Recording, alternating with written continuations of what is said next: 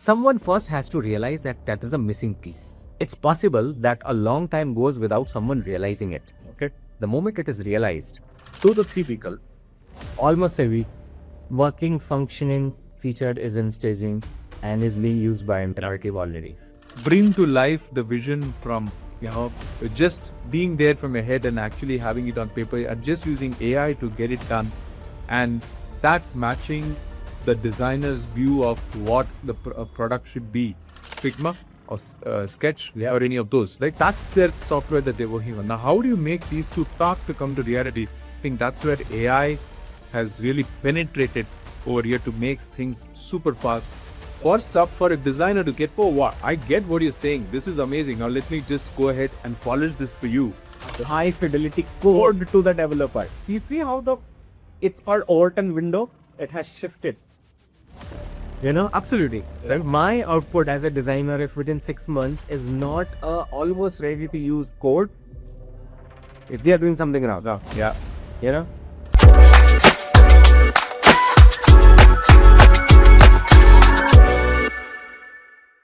Hi Harsh. Good morning. How are you doing? Doing great. Thank you for having me in Pune. Yeah. Welcome to Pune. Sure. Pune, this is Outbound by Highperformr as the Pune edit. Pune is styles.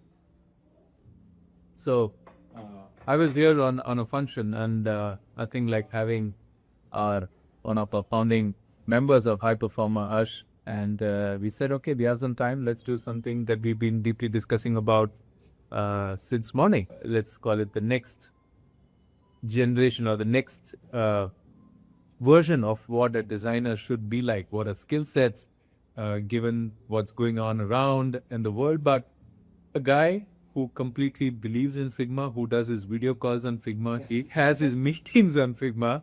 Let's hear it from him on how he's looking at the evolution of design, product design, software design in particular in this age of AI. But Ash, before we go, your introduction. How did you make it to Pune? How did I make it to Pune? Oh, that's a long story. I came to Pune in 2004. I was just a fluke. One of my friends was interviewing for a company. I was not interested. He said, I'm not going to go unless you are coming. Okay. So you also have to interview. So I thought, okay. No harm obliging him just going for an interview. And I got an offer. I could not refuse. I'll live in Pune. Okay. Thanks to him. Fun fact, he left after 6 months. And you continued. Yeah. So Snehashish, if you're listening, thanks for pressing me to go for an interview. I hope you come back to Pune. Okay. Snehashish, get back to Pune. Your friend is very, very good. But from there, like what got you into design? What Harsh has been one of the early designers at the companies like Persistent Technologies right here, where we are sitting in the backyard here, and then moving on to Microsoft. We got him back at Freshworks, and he's been, made some great screens from there. Of course, we'll talk a little bit about Highperformr, diving straight into it. But what was your core into why design, and how did you get there quickly? See, I'm a developer by education, if you ask me, right? But I gravitated towards design at that time because I don't know if you remember, the softwares were very clunky at that point of time. Yeah. I'm talking back 2000 and all that stuff, right? And you could have that phrase is never going to go out of fashion. Yeah, software being clunky. That's true. So, and I saw some amazing softwares at that point of time. And why these two pieces of software are different? Mm-hmm. And the answer was clear. It was someone who's making a very wise decisions, and usually that was a product person or a design person. And so I gravitated towards design, and apparently I figured out I'm good at it and I'm enjoying it also. So yeah, there you are. I left the development back in the seat and became designer, right? And then let's fast forward that journey. And from there, he just told me about how he worked for Persistence customers back in the day to create products for them. And then he wanted to be part of the core product development team. So he moved to Microsoft, and in between whatever happened. But from there, fast forward, Harsh, we are staring at this new phase of design. I'm not sure if everyone is still looking at it, right? Can you talk about how things have changed from prototyping to now you spoke about the journey, right? Correct. Someone goes, it goes back to someone else, then it comes, it goes to developer, then it comes back. Can you give us examples of what used to happen versus how are you shipping the new age design right now? See, I have been usually, first thing I would say is I have been on the forefront of whatever technology change happens. It's hard to surprise me. I am surprised. Yesterday we were in a meeting with Sri, who everybody knows on this podcast, and he was showing me something, and I like my mind was blown. Like, of course, I knew we all have been doing, but sometimes when you see things in action, you realize, wow, this is like unlike anything you have seen so far, and that's what is happening now. How things are changing, I'll tell you. To make something a reality, let's say a product idea, a feature, you needed multiple layers of people, function, handoffs, and it was more like a glorified version of Chinese whisper, where a person, let's say you have an idea or she had an idea about, hey, we should have this feature in our product, or we should have this mini product per hour. The vision is in his mind. Maybe he is also not fully clear, but he has a vision is in mind. Now that vision gets transferred to a team. Correct. In that team, there is a designer, there's a developer, there's a product person, there is a tester, whoever you think. Now everybody sees the elephant in the room because everybody is blind. They see different part of the elephant and they assume what it is. Absolutely. But that assumption is then taken care by each function methodically, but step by step, going closer to that vision. For example, a designer will look into it and say, okay, maybe this is what the functionality should be. So I'll design a screen, I'll design a flow. Then the designer will go to the developer, front end and back end. Will say, hey, this is what the screen roughly looks like. Can we do this? They will say, oh, this doesn't match our schema, so on and so forth. Multiple level of iteration will happen. Things will start coming back to the original owner of the vision. And the person will say, close, but not there. Let's make these modifications. Things start flowing again in the same loop. The designer, developer, product manager goes back up. So this is for See, even explaining this is a pain. it is. Imagine it in real life. Right. And this cycle would take weeks sometime. Today, I just want to, before we get to today is a more interesting piece. I know you are just itching to talk about how it's soon it can happen. But you're talking about a feature, not the entire product yet in such, right? And bringing the vision of a product manager into life and then ship it is like, if there are multiple, people, ideas, egos, a lot of things that are baked in, and by the time the feature is shipped, it's probably lost its originality. made by committee, Right? It's now made by committee, right? How do you go through that phase, Harsh, right? And of course, there has just been so many talks about getting from idea to execution, idea to product, and stuff like that. How can you give us an example of a feature in that one of your favorites, maybe in the past, and how fast? What's your fastest that you've been able to ship a feature with the new way of things. No, with the old way of things. So the old way of Right, yeah. Let's take your favorite feature that you have, and then walk us through what it took to get that out and done it. in the old way of doing things. Yes. So I take an example of something which I can contrast. Okay, yeah. So very soon in Highperformr, you will see something called meeting library. Yep. So I probably hope by the time this part is out, it's already there for you, and you either No, because they're not going to out there. have the customers are doing it. So in the old style, there would be some signal from some customer or someone from our team that, hey, you know what? We see that we have this product, amazing product, Highperformr, which helps the sales GTM teams.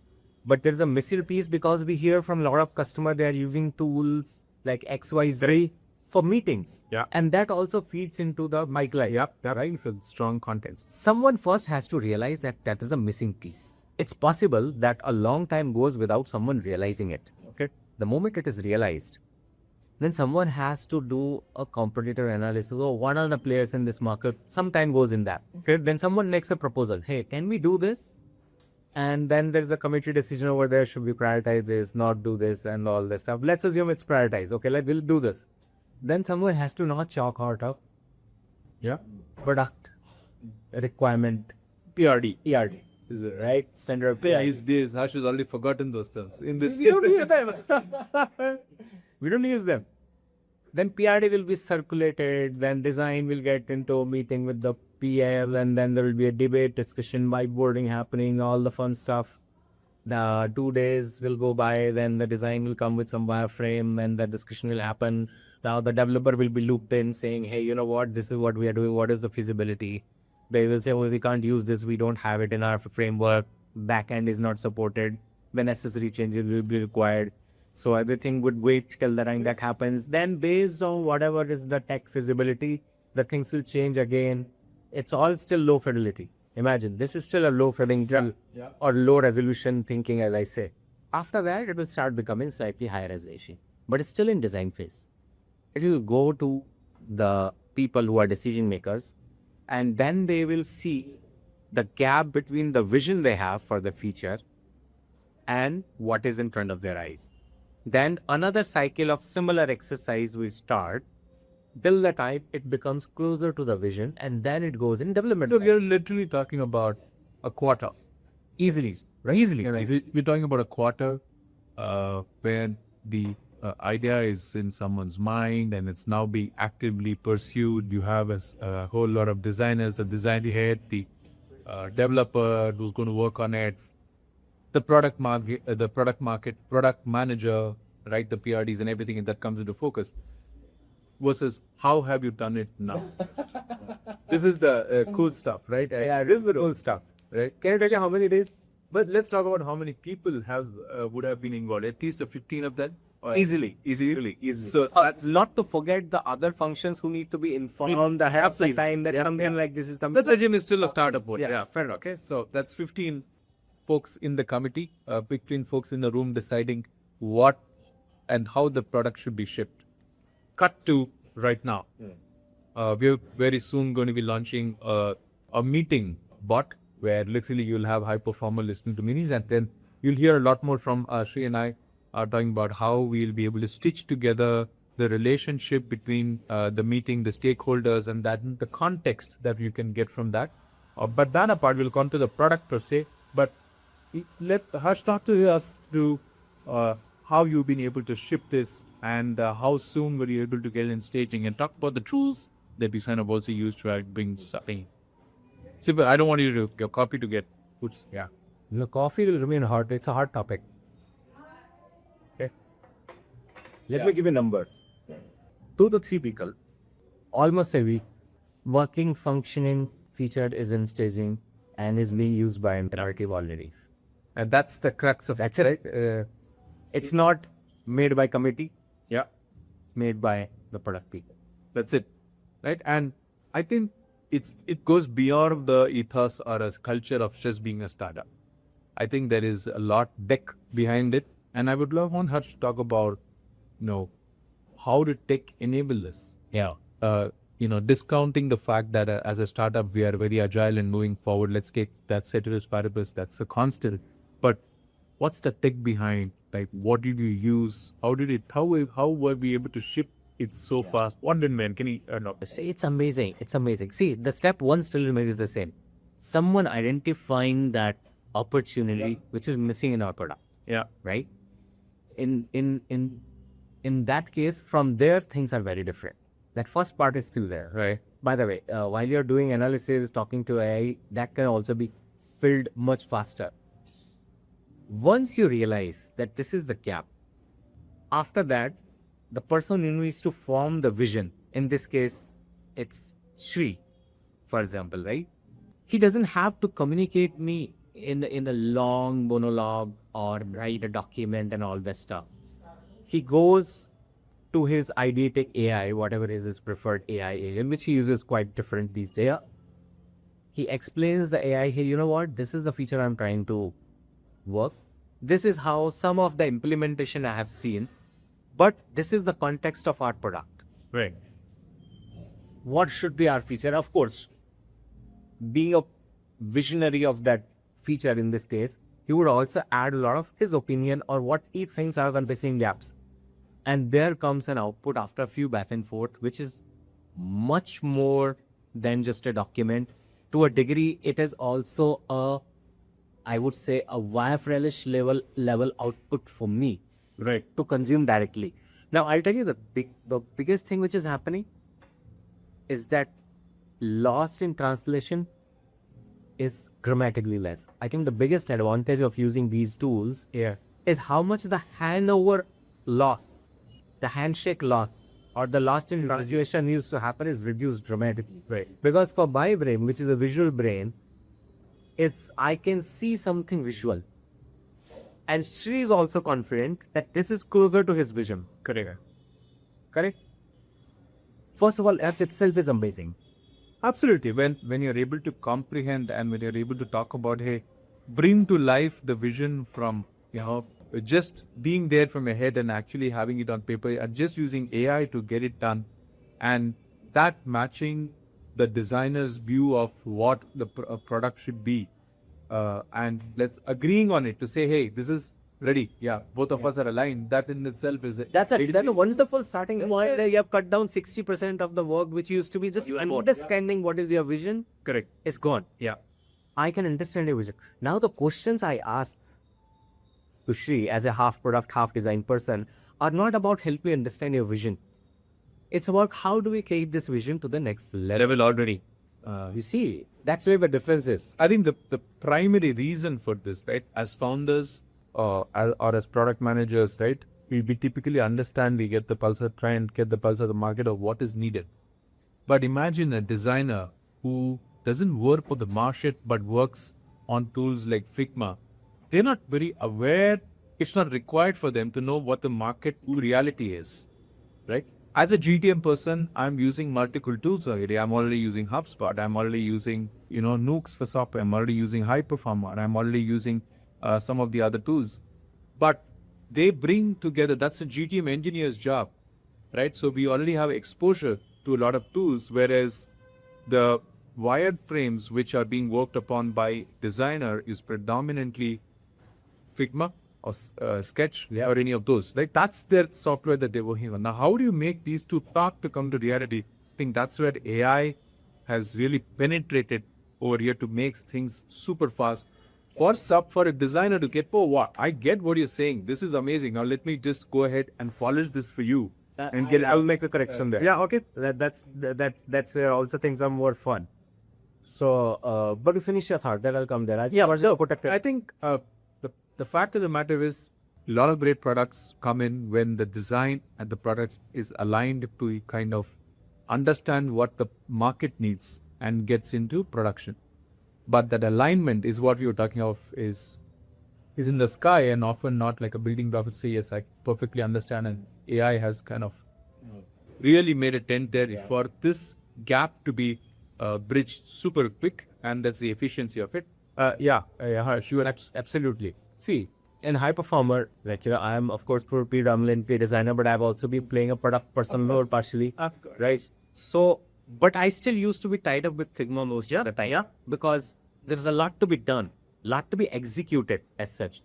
Now, I feel confident that I'll be able to spend more time in product building, because that communication which has happened to me has already cut down my designer brain to understand the vision. Exactly. Cut. So that time is saved. Now, the next part is exhibition. That is also dramatically cut. So what an exhibition for a designer looks like.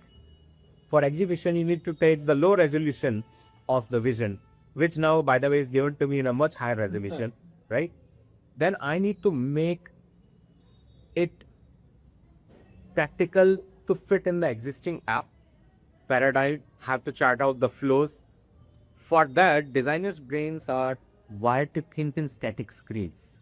Correct. We look at static screens, 15 screen, 20 screens. I can visualize a flow.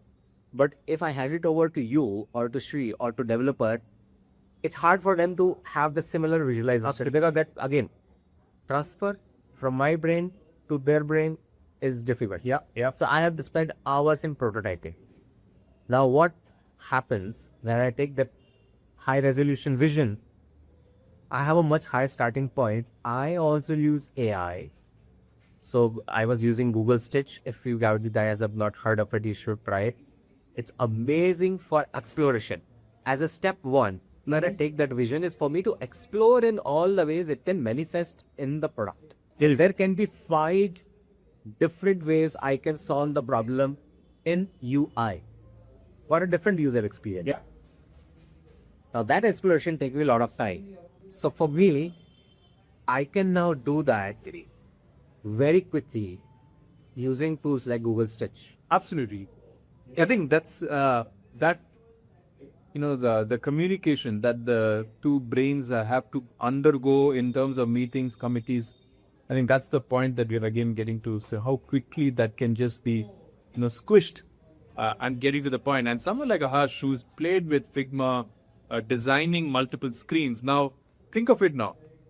As a product manager, I have the entire idea of what needs to be done. I already give him a prototype, but the designer already understands how the other screens in the products have been done, and bringing them all to life, it becomes way more easier because he knows where the settings is, he knows where the next step is, tying it back to other segments from that screen onwards. So he's the architect behind that. So that just it just takes a leap forward for a designer to start shipping things. But let's talk about one critical piece over here. It's not always only the designer over here, because from a product manager to the designer, I think we bridged this gap. A lot of AI, sketch, and all of these. But how does it translate from here to the developer to staging? That's amazing. That's another amazing part. I don't prototype anymore. My output to developer is almost ready to use code. And if that is not happening in all the scenarios today, it will happen within 3 months down the line. Okay. So I will be taking a high resolution input of the vision, but my output is going to be no more. My output is going to be a high fidelity code to the developer. You see how it's called Overton window? It has shifted. Absolutely. So my output as a designer, if within 6 months, is not almost ready to use code, if they are doing something wrong. Oh, yeah. And why code? I'm not interested in writing code because I can write. With the AI. I'm writing an industry code because I don't the same problem, which is solved from Rosery and Google me. I don't need to communicate the interaction behavior anymore. It's ready. I don't need to communicate the subtle transition, how it should happen to developer anymore. I control it. Till the time I'm happy with it, I'm going to play with it. I'm going to ensure the animation is perfect. I'm going to ensure the interaction behavior of a particular UI element is perfect. I'll ensure the error handling is perfect. The message is coming at the right time with the right focus. I'm going to ensure the sliding animations is perfect, and then I'm going to hand over the code. The code is already high fidelity. Right was ready to use, yeah. And the developer has to just check that in. Now the question is what developers will do. Developer still has to check in and ensure it works with the existing code base. I think that's because we are now moving from pre-AI, probably kind of codes to ensure you used, Harsh has used a code for the screens to multiple AI tools or whatever. Now that has to work in unison with what's happening in our existing code base. Yeah. I think that's a big area, and that's where vibe coding just it's not easy. You just can't create a app or a code and say, okay, I'm done with it. If you're building a product that's got to last multiple use case scenarios, the developer's job is to ensure that the code is in such a way that it is working in unison with whatever has been done. Plus, I cannot ensure data security, compliance, compatibility with external system. That still has to be taken care by developer. Those are way too technical for me to do that, right? But I think in short, everybody is moving up in value chain. Yeah. If you see, and everybody is delivering more and more value than they used to do. Product manager is doing the visualization in his head, and coming to a design, a prototype that's ready. The vision is already there. Versus a product manager just putting a PRD. Very different. Now, the designer now has taken that and ensure, this is easy. I can ship this because I know what the other screens look like. You've already given me. I'm going to bring this to life. And apply the best practices design at that. That is now shrunk from almost let's say 2 months of back and forth working with the designer and the product manager to now saying, "Hey, I have all the elements, I'm going to get this in," passes it on to the developer and says, "Hey boss, this is exactly how it needs to be done. Go check in the code, and we should be good to go." So you see the process. Every feature, marketable feature, is what we're talking about. The moment you kind of bring that in, it be ready to ship code and bring it to staging, and obviously it has to work to the other parts of the product. In staging, it's ready. Yeah? And that's how I think AI has literally cut it. So AI again is not cutting jobs. It doesn't mean that we don't need a Harsh or we don't need a developer or there's no product person needed. It's going up the value chain. What AI is doing is providing that instant value to what you're doing. Of course, there is a redundancy that has kind of definitely come down, but the fact of it is driving outcomes. Can this product be put in the market right now, and let's start selling that? I think that's the entire change that we as a company are moving towards. As Nicholas lifted, And I'm sure there is a lot of further trends in the developers also in the terms of where they start, because now I'm giving them code, then what value they are able to add on top of it. That is an amazing episode itself, probably with one of our developers. Yeah, because like they have also moved up in value chain like everybody else is forced. absolutely. And they are also doing amazing things on top of it. Absolutely. So developers are now going to the next level, and with looking at a lot that's happening because of OpenClaw. Hey, how can this integrate with other products? How soon can we get this out? So the mind shifts, mind space is just not about the development of it or checking in code. It's about how soon can I ship this to the GDMP, right? And that's an amazing skill. When you have this kind of a skill where everyone is aligned to the market and the GDM, you see how things are flowing much faster. And I think that's an amazing place. It's amazing for any person to be it. Yeah. Anyone who wants, I would say this value is available to anyone only if you try to adopt the new ways of working. Yeah. They're still doing the Or old. I think it's inevitable, right? It's inevitable. Like a developer will go out of fashion, the designer will be out of fashion. If you're not, Yeah, means the jobs are going to look entirely different 2 years down the line, for sure. 2 years down the line, like you would change 6 months. no, 6 months is someone who is adopting the change, Right. But if you don't, Yeah, you're from within 2 years, you will be forced to rethink about your position. Not position in the company, but your position in general, your career, lab, questioning what is the active of life. I really a designer. All right. Yeah. On that note, thank you, Harsh. This is Gene. Now, cup of flow is good. Coffee is great. So was the conversation. Yeah. So here's more. Thanks, Harsh. See you on the other side. Cheers. Bye. Bye-bye.